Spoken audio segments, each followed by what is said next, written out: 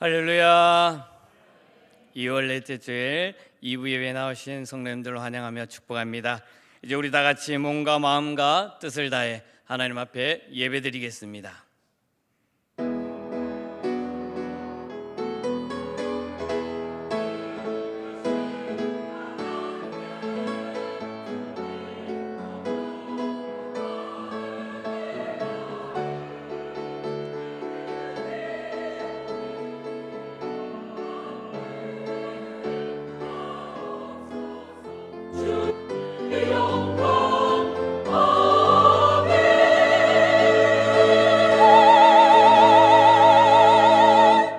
하나님은 영이시니 예배하는 자가 영과 진리로 예배할지니라. 아멘. 은혜와 사랑이 많으신 하나님, 지난 한 주간도 주의 은혜 가운데 저희들을 지켜주시고 함께해 주시고 보호해 주시고 인도해 주심을 감사합니다. 2월 넷째 주일 고르고 복된 주일 주님 앞에 나아가는 우리 심령을 온전히 받아주시고 하나님께만 상달되는 귀한 예배가 되게 하여 주시옵소서. 예수님의 이름으로 기원하옵나이다. 아멘. 이 시간 한 주간의 삶을 돌아보며 하나님 앞에 참회의 기도를 드리겠습니다.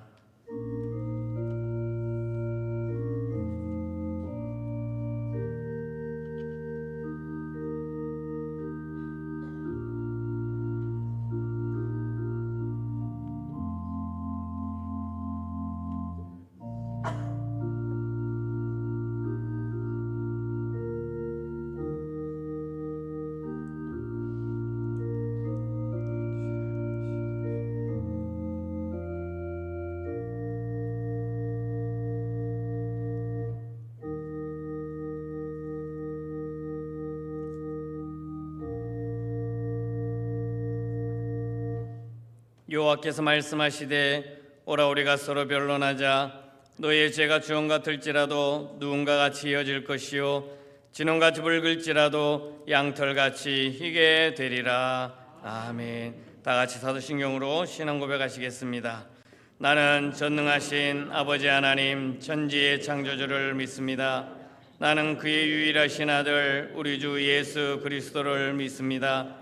그는 성령으로 잉태되어 동정녀 마리아에게서 나시고 본디오 빌라도에게 고난을 받아 십자가에 못 박혀 죽으시고 장사된 지 사흘 만에 죽은 자 가운데서 다시 살아나셨으며 하늘에 오르시어 전능하신 아버지 하나님 우편에 앉아 계시다가 거기로부터 살아있는 자와 죽은 자를 심판하러 오십니다.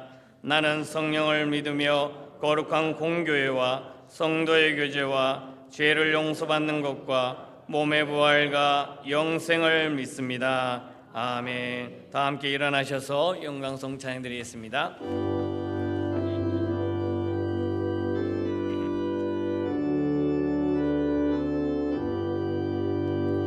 이 천지가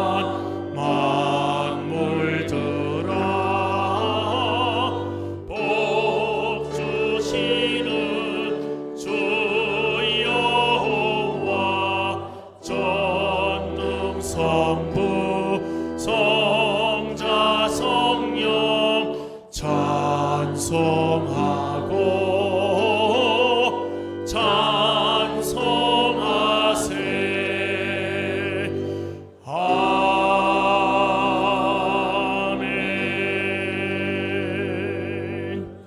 여호와여 어느 때까지니까 나를 영원히 잊으시나이까.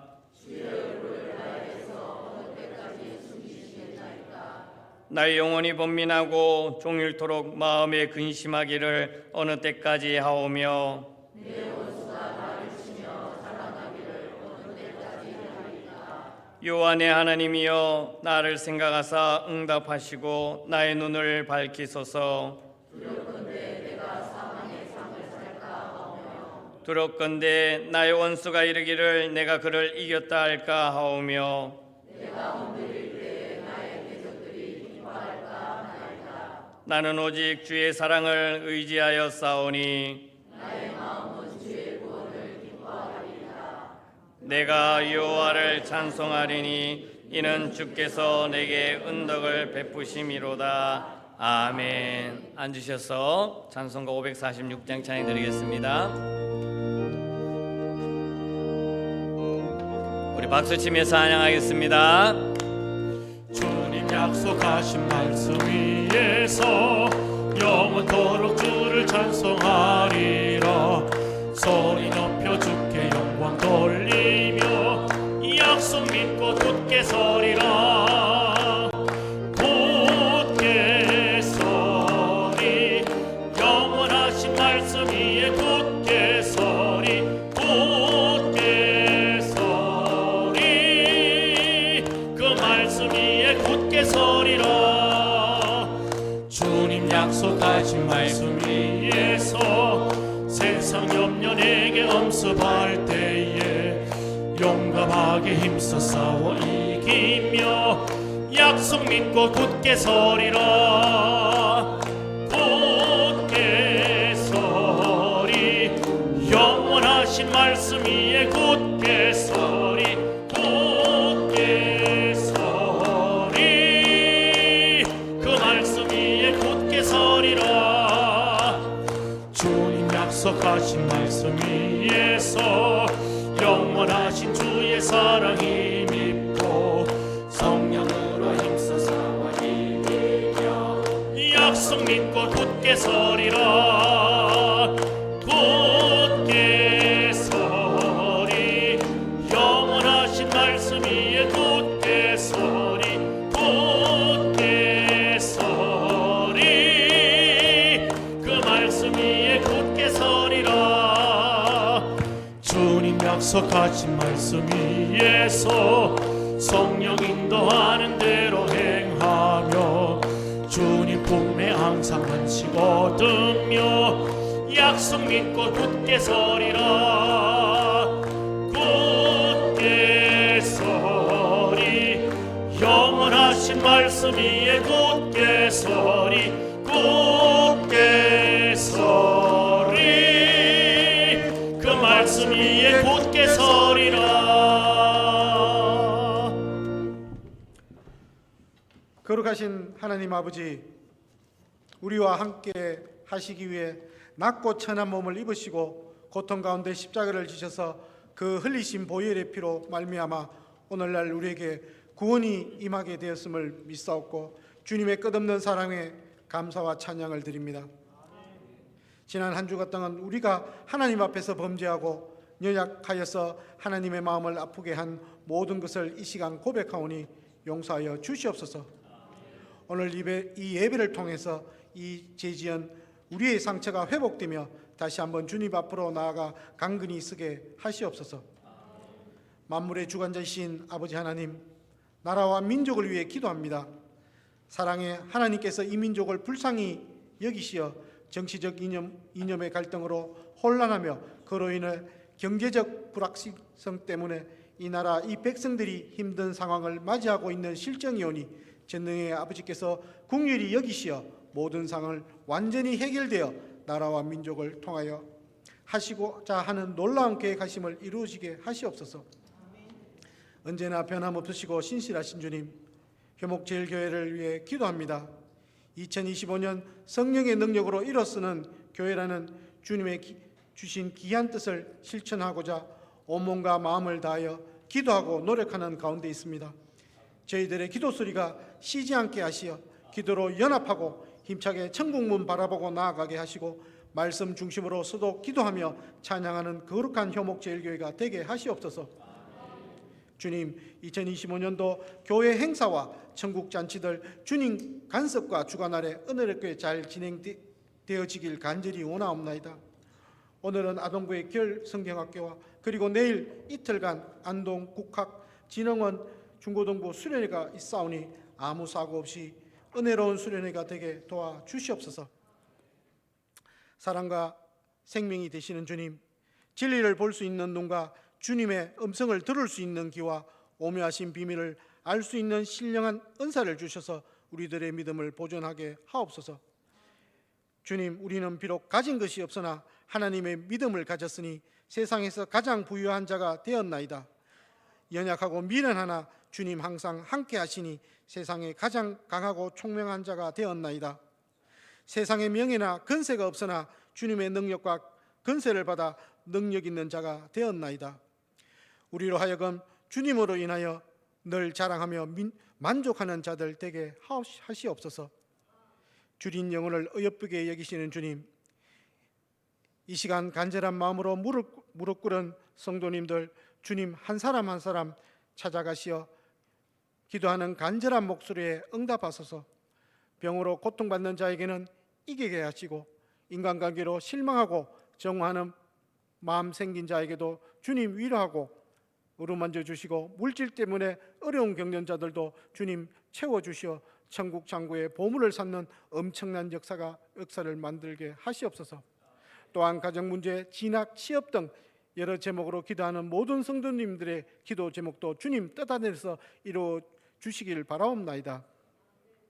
거룩하신 하나님 아버지, 미래의 하나님, 나라의 일꾼을 양육하시는 교회학교 선생님들, 주방에서 땀 흘리시고 봉사하시는 근사님, 집사님들, 귀한 찬양으로 헌신하는 각 찬양대와 중창당 근사님, 집사님들, 그리고 교회 살림살이를 맡아주시는 근사님, 집사님들, 골방에서 교회를 위해 기도하시는 근사님, 집사님들, 또한 각 성교회와 전도회를 이끌어 가시는 근사님, 집사님도 있습니다. 주님 잘 아시겠죠? 이분들에게도 하나님 나라의 값진 보화를 내려 주시옵소서. 말씀 앞에 순종하기를 다짐합니다. 목사님을 통해 선포되는 말씀 위에 역사하셔서 그 말씀이 우리의 심령을 찔러 쪼개는 생명의 말씀이 되게 하소서. 말씀이 우리의 영혼을 흔들어 깨우며 심령을 뜨겁게 하기를 원하옵나이다. 귀한 찬양을 받으실 주님, 시온 찬양대의 찬양이 울려 퍼질 때 우리를 향한 하나님의 기쁨이 우리 영혼에 메아리쳐 들리고 이 성소에 은혜가 가득하게 하시며 찬양의 기도 소리를 주님 받아 주시옵소서. 우리 예배를 기쁘게 받으실 줄로 믿습니다. 부족한 죄인이 아뢰지 못한 것 주님 알아 헤아려 주실 줄 믿사오며 귀하신 주 예수 이름으로 기도 드리옵나이다. 아멘.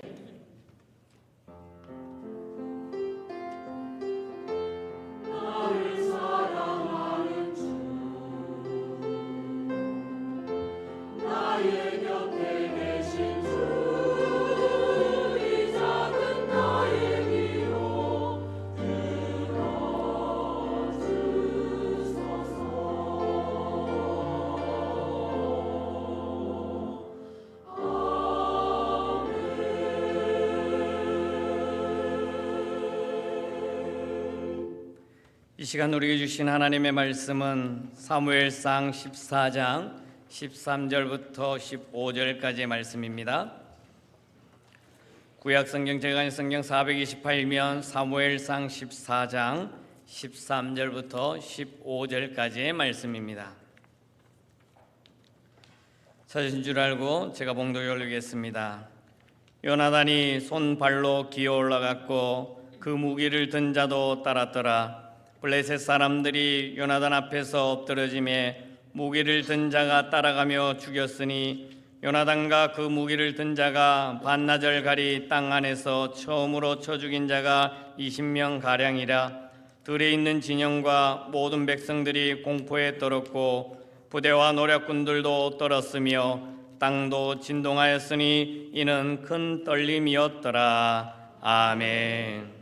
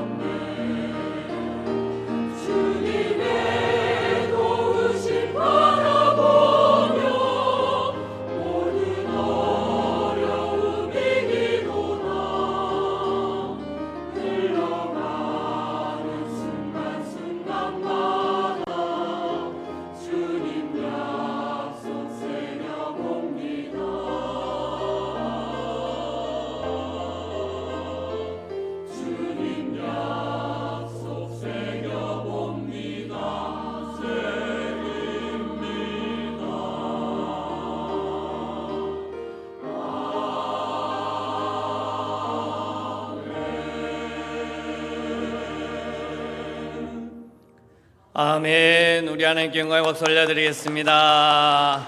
시온 찬양대의 귀한 찬양 감사드립니다. 또 하나님 앞에 하려는 우리 장로님의 기도 하나님께서 들어 응답하셨을 것입니다. 할렐루야. 우리 자화분들에게 한번 인사 나눌까요? 참 잘 오셨습니다. 사랑합니다.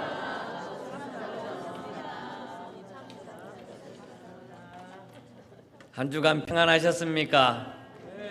오늘은 교회 오는 길이 조금 힘드시셨죠? 네, 지금 대구에 큰 행사를, 국제적인 행사를 하고 있어서 교회 오는 길이 조금 힘들었을 것입니다.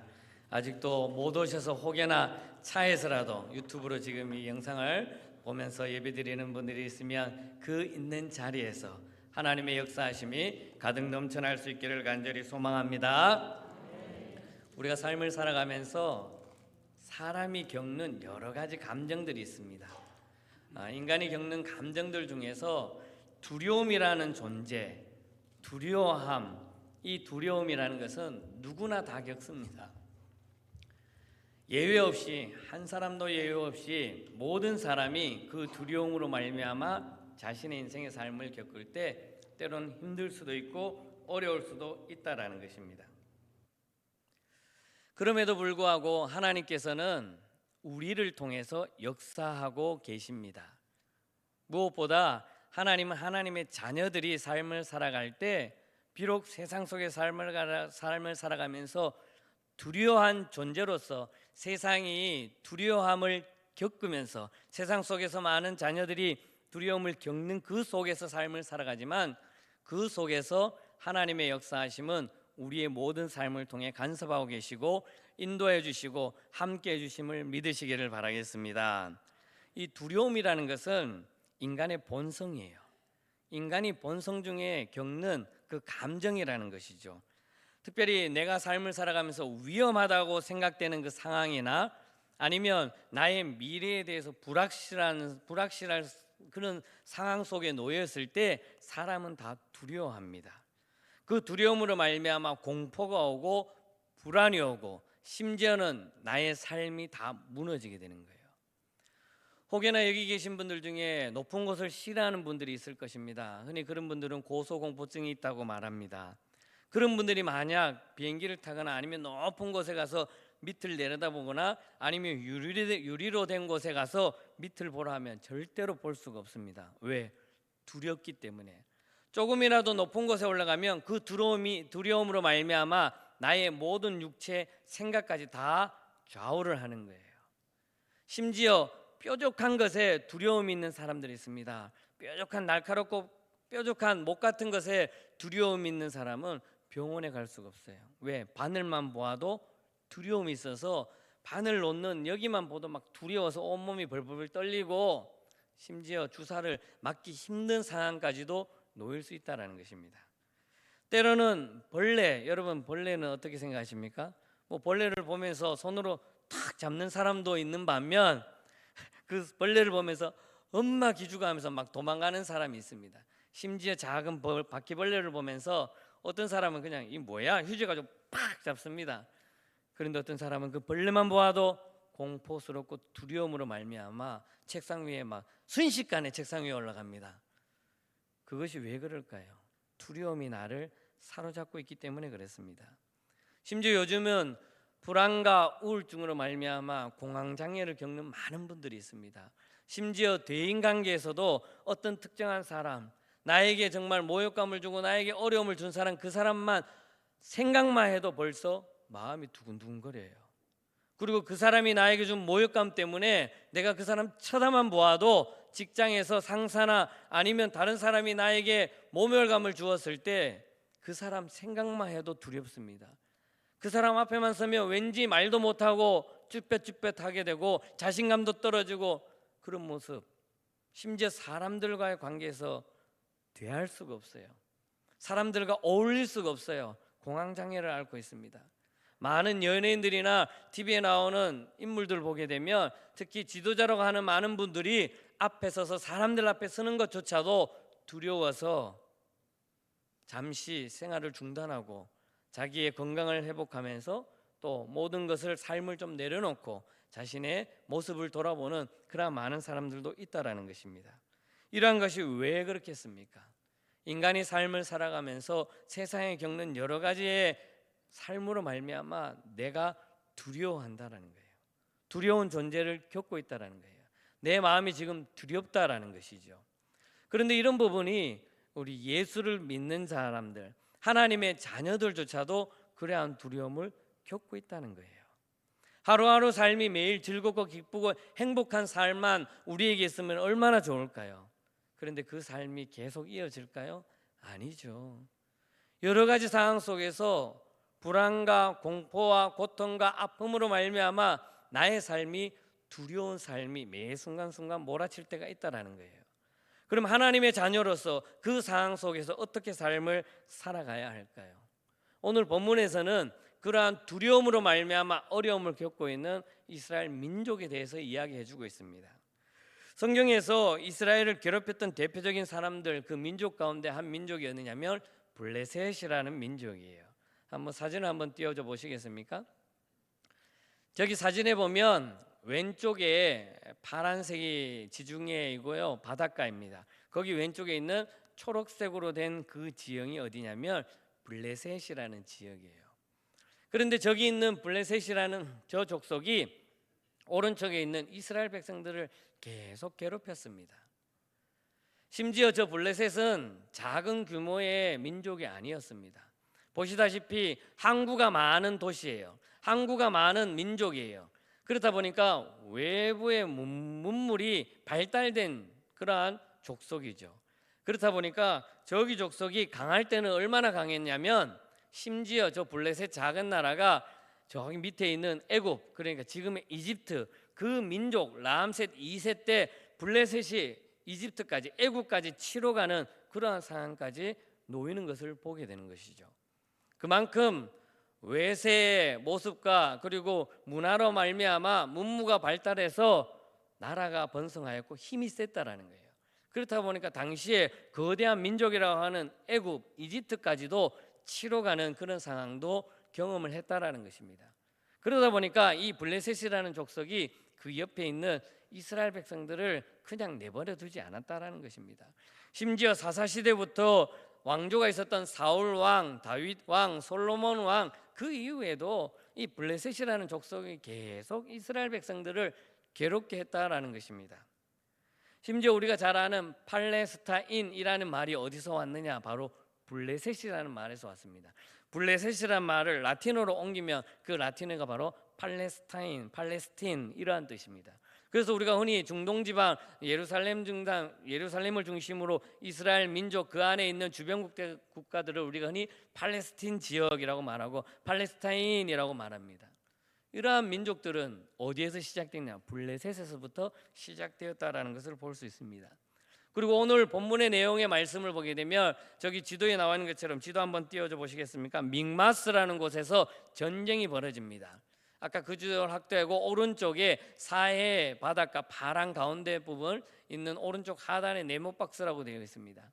거기 믹마스라는 지역에서 이제 블레셋과 이스라엘군이 싸우게 됩니다. 다음 사진 한번 띄워줘 보실래요? 저기 믹마스라는 곳에서 전쟁이 일어납니다. 노란색으로 표현한 것이 블레셋 군대예요. 그리고 파란색으로 표현한 것이 이스라엘 군대입니다. 믹마스라는 곳에서 전쟁을 벌인 중입니다. 그런데 이 블레셋의 족속들을 보게 되면 앞서 말한 것처럼 항구 도시가 발달되었고 외국 문물이 유연하게 호용이 되었고 그러다 보니까 발전이 되었습니다. 블레셋이 가지고 있었던 무기는 어떤 무기냐? 칼, 창, 방패 이런 철제로도 다 무기가 있었습니다. 그런데 이스라엘은 그런 무기가 발달하지 않았습니다. 심지어 블레셋에는 병마가 3만이었습니다. 그리고 말을 타는 군인들이 6천이었습니다. 사진을 한번 보면 병마가 어떤 병마냐면 바로 이겁니다. 병거를 통해서 말이 이끄는 전차죠. 저기에서 적을 타고 가면서 활을 쏘거나 칼을 쏘거나 그렇게 싸움에 나아가는 거예요. 저기 병거가 몇 대가 있었냐면 무려 3만 대가 있었다라고 말합니다. 3만 대의 어마어마한 그러한 병거를 가지고 있었고 말을 타는 군사가 6천 명이나 있었고 그 외에 일반 병사들이 모래로 셀 수 없을 정도로 어마어마한 많은 군대의 사람들이 이스라엘을 치러 오는 그 상황에 놓여 있었습니다. 사울 왕이 이 이야기를 듣고 군대를 모집해서 이제 맞서 싸우러 나갑니다. 그런데 이스라엘은 별변찬 무기가 없었어요. 철제 무기 그나마 가지고 있었던 것은 그래도 왕이라고 해서 왕이 가지고 있었던 갑옷, 칼, 그리고 그의 아들 요나단이 가지고 있었던 칼, 그 외에 나머지 장군들이라고 해서 칼을 주거나 갑옷을 주거나 방패를 주거나 이런 것이 없었다라는 거죠.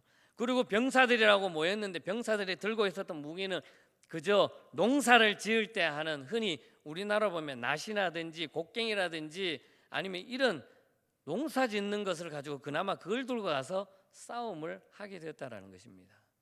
이 상황을 볼 때 싸움이 되겠습니까?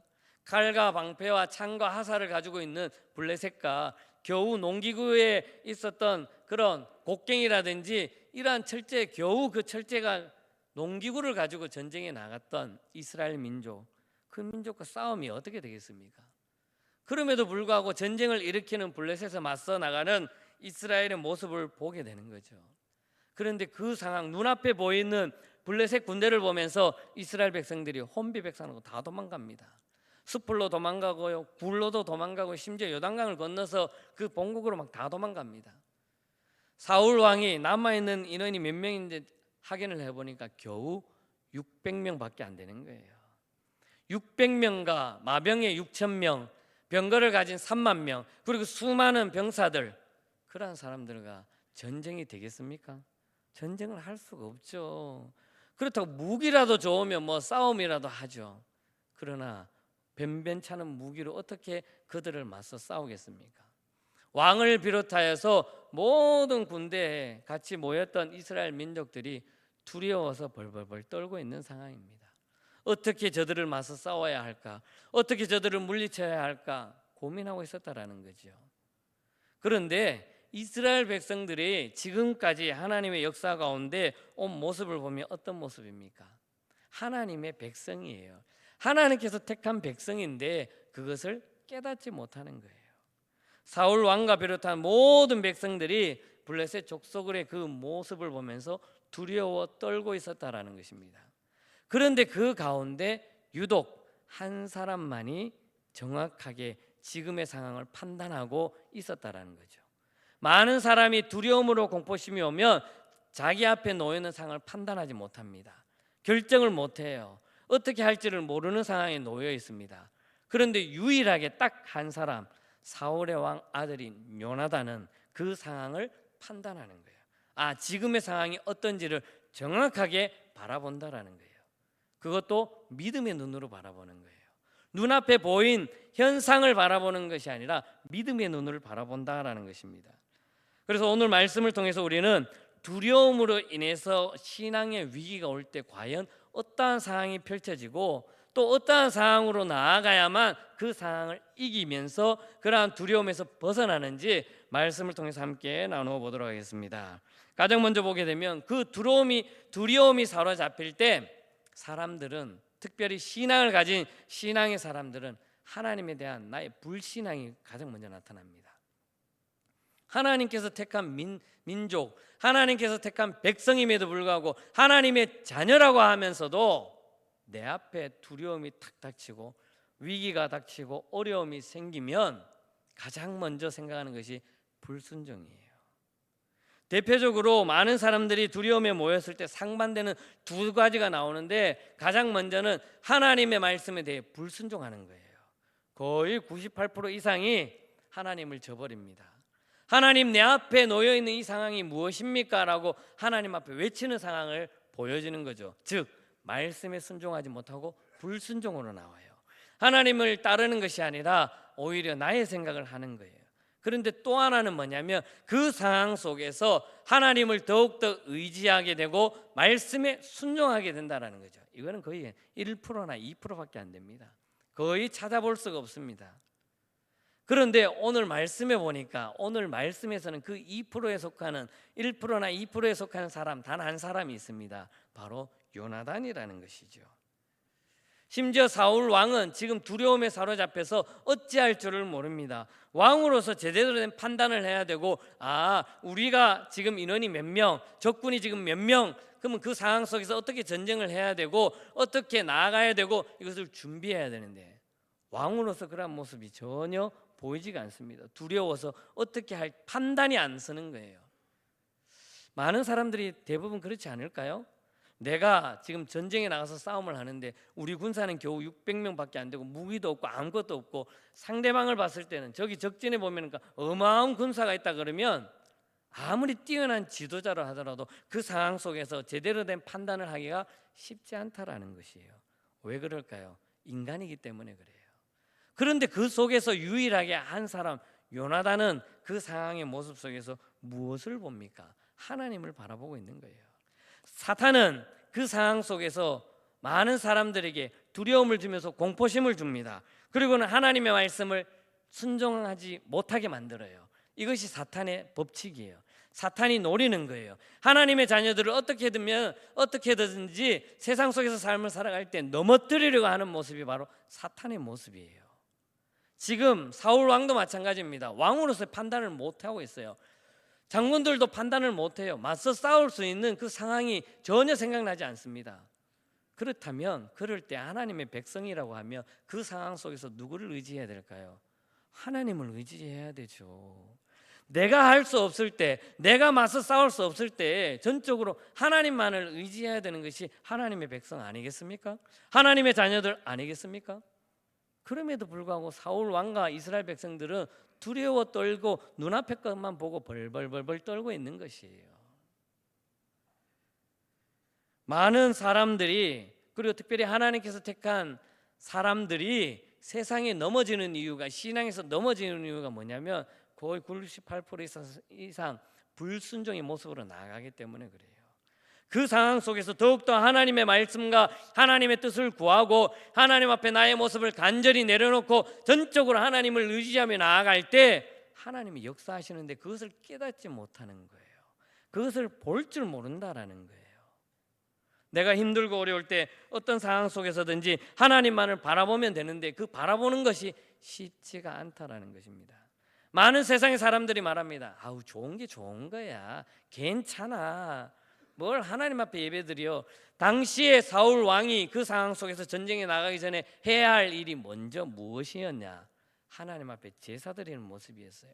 이스라엘 백성들은 전쟁에 나아가기 전에 항상 먼저 하나님 앞에 아뢰며, 하나님, 이 전쟁에 나가서 싸워야 될까요? 말아야 될까요? 맞서 싸워야 될까요? 아니면 그냥 일단 물러서야 될까요? 하나님의 뜻을 구하는 것이 이스라엘 백성들의 모습이었어요.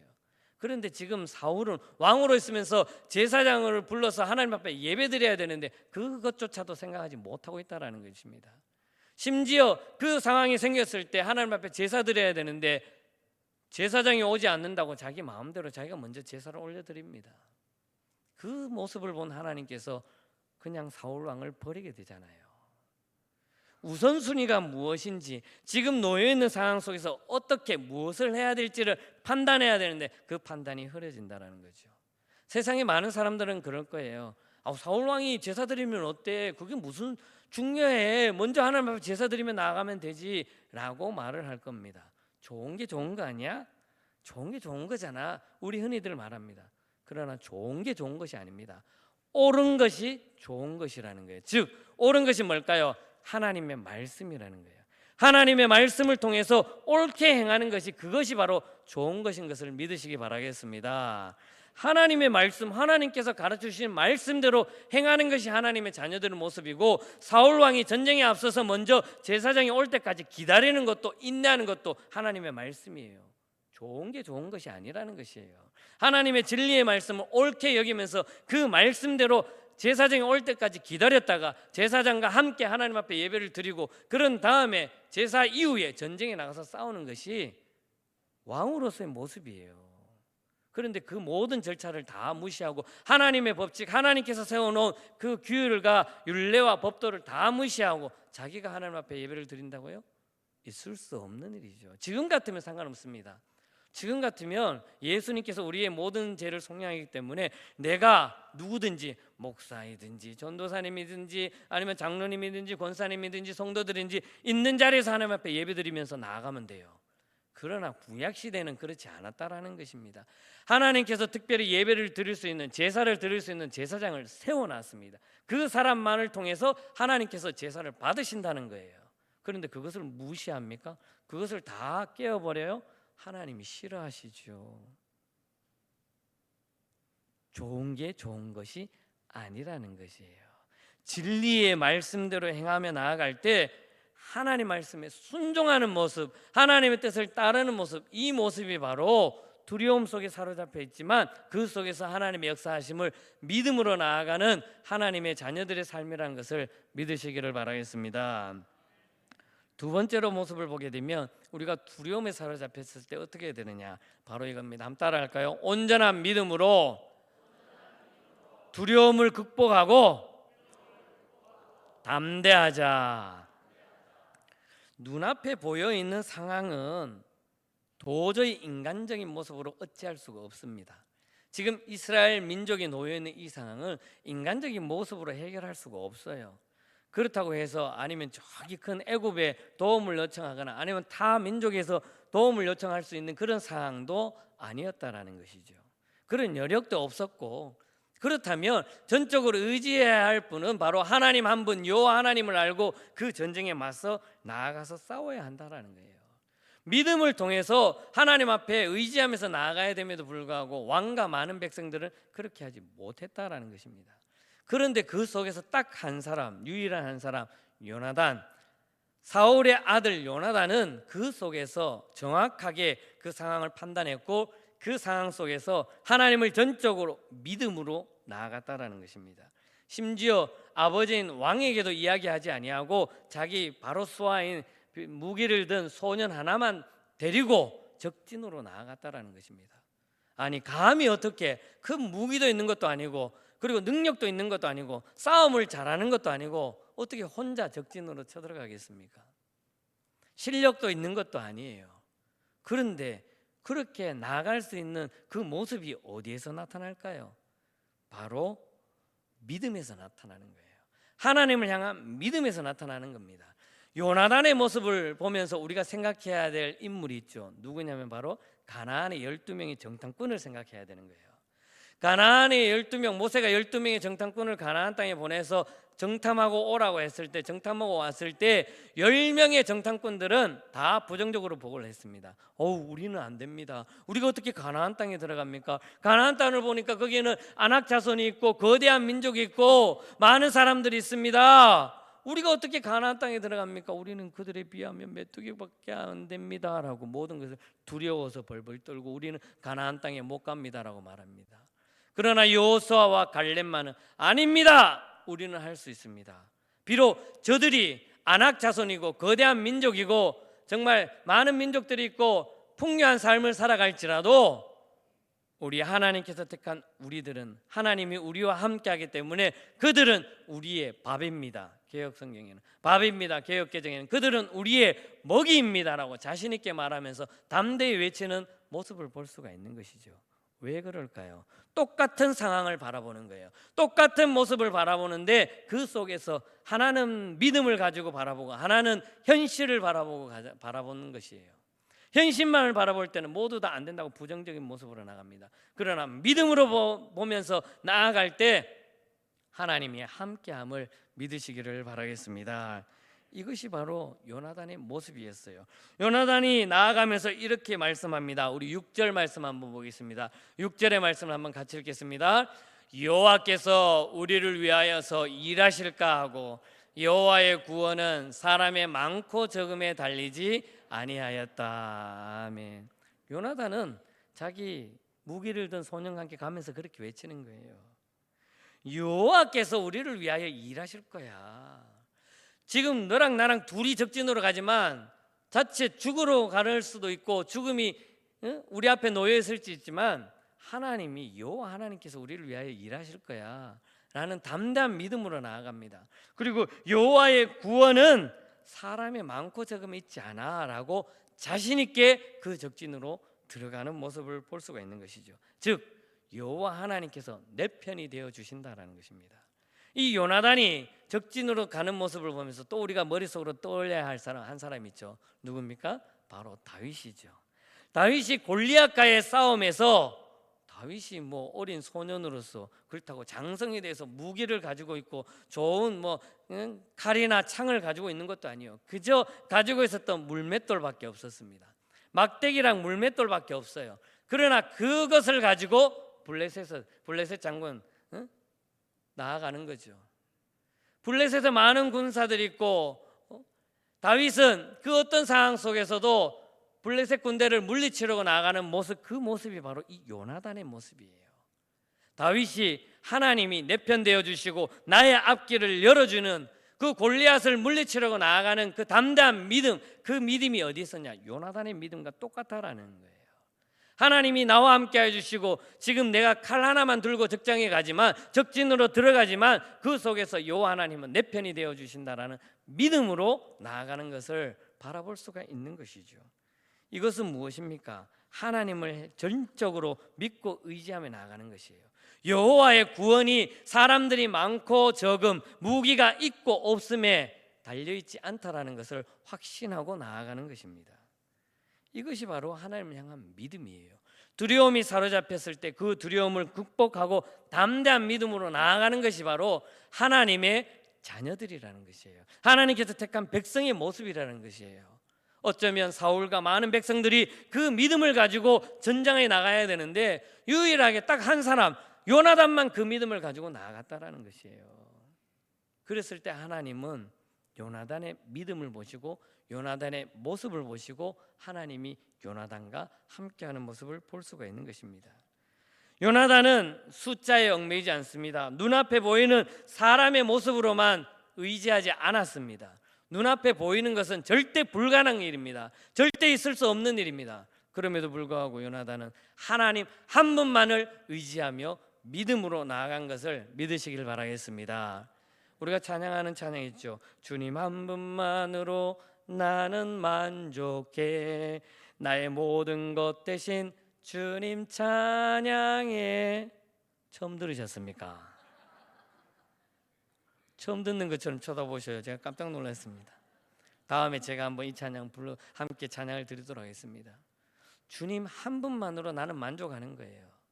요나단이 적진으로 들어갈 때 주님 한 분만을 의지하면서 나아갔습니다. 비록 내가 가진 무기는 아무것도 없어요. 칼 하나밖에 없어요.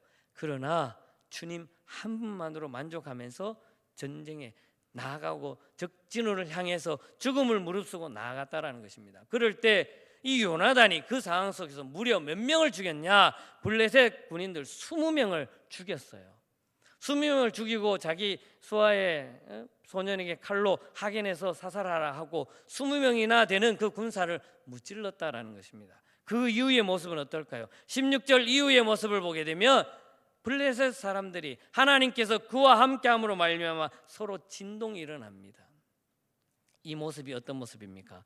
두려워할 때 하나님이 우리에게 깨닫게 하는 세 번째 모습입니다. 세 번째 우리에게 주신 교훈의 말씀이 바로 이겁니다. 한번 따라할까요? 믿음의 행동 속에, 다시 한번 크게 합니다. 믿음의 행동 속에 하나님의 도우심을 경험하게 된다. 할렐루야. 우리가 믿음의 행동으로 나아가는 거예요. 믿음으로 나아갈 때 내가 하는 것이 아니라는 것입니다. 때로는 가끔 교만하고 자만해서 믿음으로 한다고 하지만 그 일이 내가 하는 것처럼 될 수가 있어요. 요나단은 무슨 영웅심이 있어서 아니면 슈퍼맨처럼 무슨 능력이 있어서 물리친 것이 아닙니다. 그저 칼 하나만 들고 나갔어요. 그것도 자기를 따르는 소년, 자기 수하 그냥 돕는 소년 하나만 데리고 갔어요. 그럼에도 불구하고 그 적진으로 들어가는 그 상황이 어떤 모습입니까? 하나님이 나와 함께함을, 내가 믿음으로 행동했을 때 일은 하나님이 그 속에 함께함을 믿음으로 나아갔다라는 것입니다. 이러한 모습을 경험하는 저와 여러분 될 수 있기를 바라겠습니다. 요나단은 그 어려운 상황 속에서 하나님이 나와 함께함을 믿음으로 나아갔습니다. 두려움의 대상과 맞서 싸울 때 내가 믿음으로 나아가면서 그 일에 대해서 내가 하는 것이 아니라 비록 나는 믿음으로 행동으로 옮기지만 그 속에서 역사하시는 분은 우리 하나님께서 일하신다라는 것을 믿으시기 바라겠습니다. 우리가 이 찬양도 있죠. 믿음의 눈 들어 주를 이 또한 지나가리라. 이 찬양 우리가 잘 아시죠? 믿음의 눈을 들어서 내 앞에 놓여 있는 문제를 바라볼 때 그 모든 것을 역사하시는 분은 누구시라고요? 하나님이시라는 것을 믿으시기 바라겠습니다. 내가 믿음으로 행동만 하면 되는 거예요. 내가 믿음으로 나아가기만 하면 되는 거예요. 내가 어떤 능력이 있어서, 내가 어떤 권력이 있어서, 내가 많은 재력이 있어서 많은 세상의 사람들에게 내 이름이 알려져서 나아가는 것이 아니라 단순히 나의 모습에 믿음으로 한 걸음 나아가게 되면 그 속에서 하나님께서 나머지는 다 일하심을 믿으시기를 바라겠습니다. 이것이 바로 요나단의 믿음이었어요. 다윗의 믿음이었고 요수아와 갈렙의 믿음이었고 하나님께서 세운 믿음의 사람들의 모습이었습니다. 그 속에서 믿음으로 주님만을 의지하고 여호와 하나님만을 의지하고 나아갔을 때 그 일을 주장하는 분은 여호와 하나님이시라는 것을 경험하게 된다는 것입니다. 우리의 삶에서도 마찬가지입니다. 내가 무엇을 하든지 간에 하나님이 나와 함께함을 믿음으로 그 일을 행할 때 그 일을 하시는 분은 우리 하나님이신 것을 믿으시기를 바라겠습니다. 우리가 잘 아는 말씀입니다. 이사야 41장 10절 말씀에는 이렇게 말씀합니다. 우리 함께 읽겠습니다. 두려워 말라 내가 너와 함께함이니라. 놀라지 말라 나는 내 하나님이 됨이니라. 내가 너를 굳세게 하리라. 참으로 너를 도와주리라. 참으로 나의 의로운 오른손으로 너를 붙들리라. 아멘. 우리가 두려워할 필요가 없는 이유가 바로 여기에 있습니다. 내가 세상에 두려워하고 놀랄 필요가 없다라는 거예요. 왜? 살아계신 하나님이 지금 나와 함께 하시기 때문에 그렇습니다. 할렐루야. 우리가 이 믿음으로 나아가는 거예요. 그렇게 믿음으로 나아갈 때 하나님은 우리를 오른손으로 꼭 잡고 있다라는 것입니다. 지난 수요일 때 제가 얘기했습니까? 하나님이 우리를 잡고 있는 오른손은 어떻습니까? 이렇게 악수하는 것처럼 손을 잡고 있지 않습니다. 만약에 악수하는 것처럼 손을 잡으면 상대방이 손을 놓으면 내가 잡고 있다가 결국 나중에 되면 손이 빠지게 돼 있어요. 우리가 일반적으로 사람들과 악수하고 손잡을 때 이렇게 잡죠. 그런데 이 손이 나중에 한 사람이 놓으면 그냥 빠지게 돼 있어요. 그러나 하나님께서 우리를 잡고 있는 손은 어떤 손이냐? 따라해 보세요. 이렇게 잡고 있습니다. 따라해 보세요. 이렇게 잡고 있어요. 만약에 한 손을 놓으면 어떡할까요? 한 손을 놓으면 한 손이 손목을 꼭 잡고 있어요. 옆 사람하고 손 잡아 보세요. 그냥 이렇게 손 잡지 말고 이렇게 잡아 보세요. 옆 사람하고. 옆 사람하고 이렇게 손 잡았는데 한 사람이 한번 손 놓아 보세요. 한 사람 야, 네 손 놓아 봐라 해 봐요. 권사님 한번 손 놓아 보세요. 집사님 한번 손 놓아 보세요. 해 봐요. 다른 분이 내 손을 잡고 있는데 놓아집니까? 안 놓아집니까? 안 놓아지죠. 하나님이 우리를 오른손으로 잡고 있는 손이 바로 이 손인 것을 믿으시기 바라겠습니다.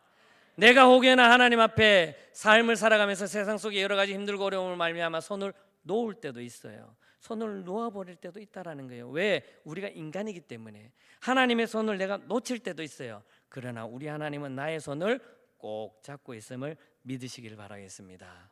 이것이 바로 여호와 하나님께서 우리를 오른손으로 잡고 있는 그 믿음이라는 거예요. 나의 믿음이라는 거예요. 그 손을 잡고 있는 것을 보면서 내가 하나님을 향한 믿음이 내 속에 삶 속에 넘쳐나야 될 줄 믿으시기 바라겠습니다. 그 믿음으로 말미암아 담대히 나아가는 저와 여러분 될 수 있기를 바라겠습니다. 어떠한 상황과 형편에서든지 두려움이 몰려올 때 내가 불순종하는 것이 아니에요.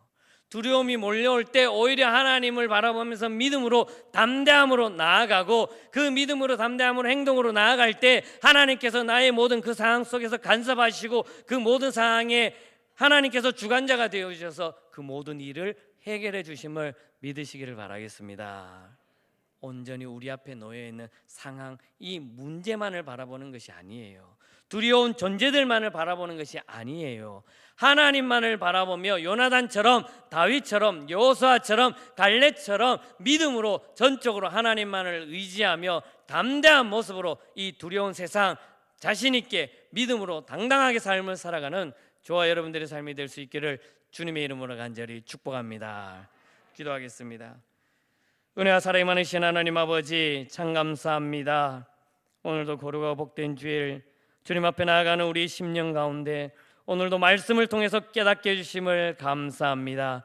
전적으로 하나님만을 의지하며 믿음으로 나아갑니다. 성령 하나님 함께 해주시고 온전히 두려워하는 상황 속에서도 더욱더 주님만을 의지하며 담대히 나아가는 주의 자녀들로 삼아 주시옵소서. 감사드리며 예수님의 이름으로 기도드리옵나이다. 아멘. 우리 다 같이 봉헌하면서 주님 앞에 나가도록 하겠습니다.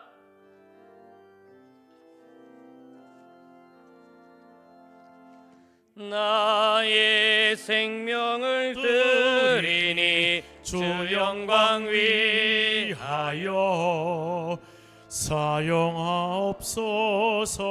내가 사는 날 동안에 주를 찬양하며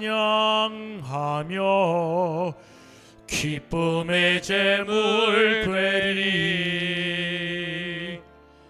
나를 받아 주소서.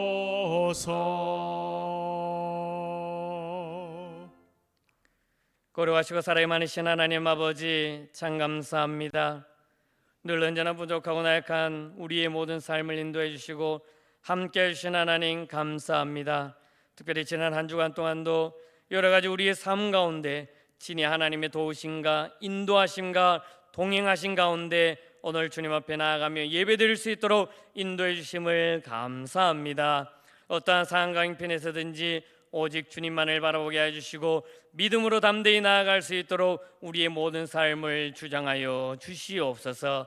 특별히 지난 한 주간의 삶 가운데 하나님께서 베푸르신 은혜에 감사하며 귀한 예물로 주님 앞에 올려드립니다. 이 예물을 기쁘게 받아주시고 이 예물 속에 담겨져 있는 우리의 기도와 간구를 들응답하여 주시고 오직 하나님의 나라와 의를 위하여 쓰이는 예물 되게 하여 주시옵소서.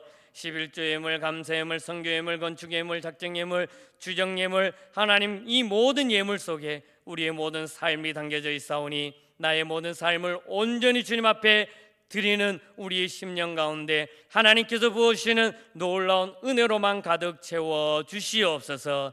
특별히 육체적 연약함을 가지고 있는 자들 하나님 그들을 불쌍히 여겨주시고 긍휼로 여겨주셔서 치료에 광선되시는 하나님의 놀라운 은혜를 경험할 수 있도록 인도하여 주시옵소서. 가정으로서 직장으로서 사업으로서 여러 가지 힘들고 어려운 상황에 놓였을지라도 그 속에서 역사하시는 하나님의 그 모든 은혜를 경험하는 우리 모든 공동체의 삶이 될 수 있도록 인도하여 주시옵소서.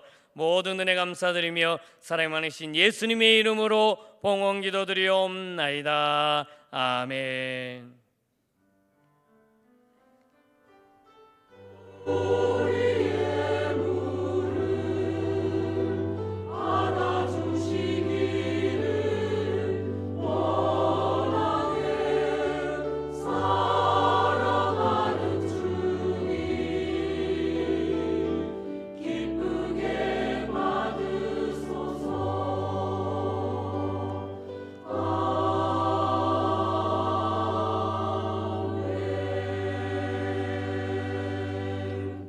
할렐루야. 우리 자오분들에게 한번 인사 나누겠습니다. 참 잘 오셨습니다. 사랑합니다. 축복합니다. 교회 소식 전해드리겠습니다. 지난주에 새가족 등록하신 분이 계십니다. 우리 하영숙 성도님께서 등록해 주셨고 인도는 우리 딸인 이영은 집사님께서 어머니를 등록해 주셨습니다. 우리 하영숙 성도님께서 우리 요목제일교회에 잘 정착할 수 있도록 우리 많은 성도님들의 기도와 관심과 사랑 부탁드리겠습니다. 예배 광고입니다. 106주년 3.1절 기념 예배가 다가오는 26일 수요일 기도회 시에 1여전도회로 주간으로 있습니다. 우리 성도님들 바쁘시더라도 3.1절 기념 예배 참석하여서 한 마음과 한 뜻으로 나라와 민족을 위하여 기도하며 기쁨으로 예배자의 자리로 나아갈 수 있기를 간절히 소망합니다. 중보기도팀이 매주 수요일 오후 6시 아동부실에서 있습니다. 가정예배 순서지가 로비에 준비되어 있습니다. 추가 광고입니다. 다음 주 온세대 예배가 다음 주일 3월 2일 오전 11시에 있습니다. 본당에서 있고요. 어린 유아 유치부에서부터 어른들까지 우리 온 세대가 한 마음과 한 뜻으로 예배드리오니 우리 모든 성도님들이 참여해서 기쁨과 즐거움과 감사로 나아가는 귀한 예배가 될 수 있기를 간절히 소망합니다. 모임입니다. 남녀 성교회 원례 및 친교회가 오늘 2부 예배 후에 지정된 장소에서 있습니다. 특별히 각 기관에서는 예배를 꼭 드려주시기를 바라겠습니다. 알림입니다. 아동부 겨울 성경학교가 오늘 11시부터 지금 진행되고 있습니다. 많은 관심과 기도 부탁드리시고 내려가셔서 아동부들이 어떻게 하는지 한번 봐주시고 격려해 주시고 사랑해 주시면 감사하겠습니다. 중고등부 겨울 수련회가 내일 24일 월요일부터 화요일 25일까지 안동 국학진흥원에서 있습니다. 교회 출발은 내일 월요일 오전 11시 30분에 있습니다. 특별히 중고등부 학생들 잘 다녀올 수 있도록 많은 관심과 기도 사랑 부탁드리겠습니다. 구역장 건찰님들께서는 방학 중에도 구역 식구들의 상황을 잘 살펴주시고 이제 이번 한 주 지나고 다음 주가 되면 개강을 하는데 우리 구역 식구들을 마무리하면서 잘 살펴주시면 감사하겠습니다. 우리 용목제일교회 예전대 주관으로 당근마켓을 실시합니다. 특별히 당근마켓을 위하여 물품을 기증받고 있는데요. 성교비 마련을 위하여 중고장터 물품입니다.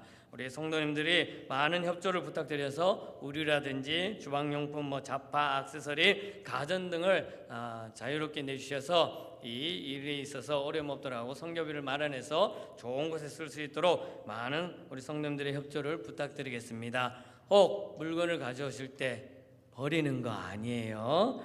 쓰다가 남은 거 가져오는 것이 아니고 한번 개봉해서 한두 번 쓰거나 내가 이 물건이 다른 사람에게 주면 정말 유익하게 쓸 것이다 라고 생각되는 물건을 가지고 오셔야 됩니다. 아시겠죠? 많이 부탁드리겠습니다. 우리 교우동정입니다. 최경선 명예지사님께서 대구 가톨릭병원에 입원하셨습니다. 우리 성도님들의 많은 기도와 관심 부탁드리겠습니다.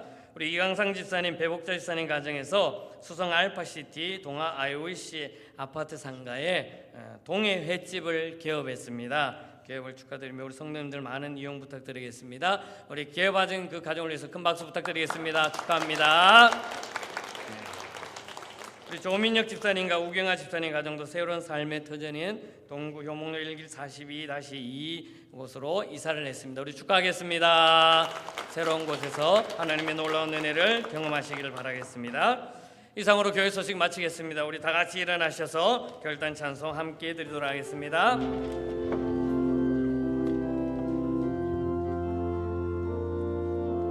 이 세상을 살아가는 동안에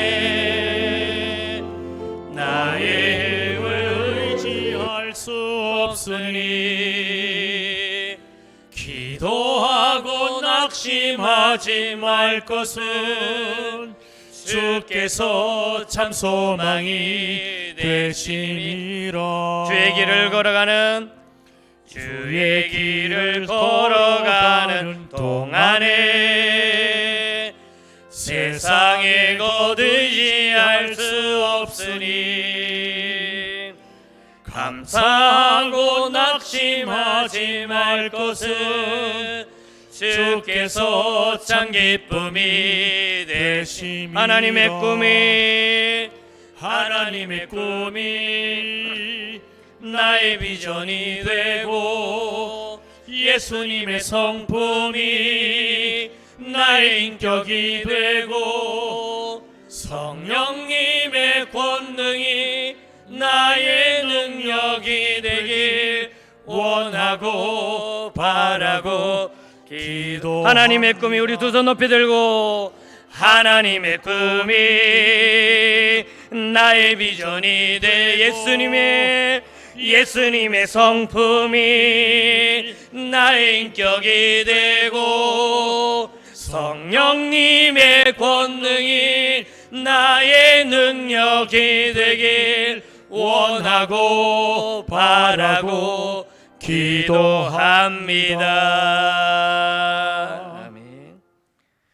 지금은 우리 주 예수 그리스도의 은혜와 하나님 아버지의 무한하신 사랑하심과 성령님의 인도교통 위로 역사 충만하심이 믿음으로 담대히 행하고자 다짐하며 세상을 향해 나아가는 주의 귀한 자녀들 머리머리 위에와 이들의 가정과 하는 모든 일들 위에와 이 나라와 이 민족과 저 북녘 땅과 온 세계 위에 이제로부터 영원토록 함께 하시기를 간절히 축원하옵나이다. 아멘.